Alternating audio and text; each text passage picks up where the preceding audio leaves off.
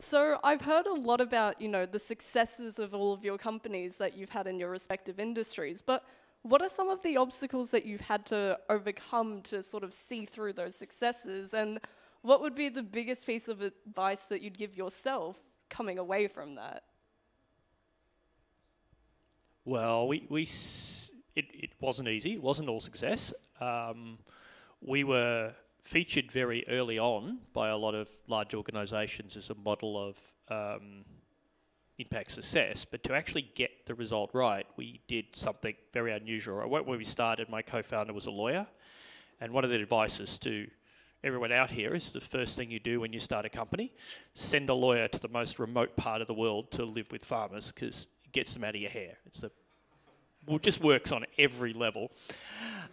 So we sent John out, and he lived in Kenya for a whole year. And that was really critical, because he was like having dinner daily with the farmers and getting to know what their real problems were. Because when you ask someone who's never had any technology or something before, they'll tell you one thing. Or if you show them something, they'll say, oh, this is great. But that's not necessarily what's really solving the problem. So we went through a massive cycle. It's taken us 3 years to get to the point where we have now something that I know works.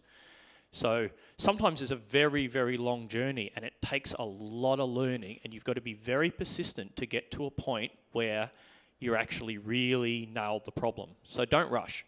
I'd say that would be the major thing. We were trying to get this out much too early, half solving problems, and now we've found that we've settled in a place where we're extremely happy.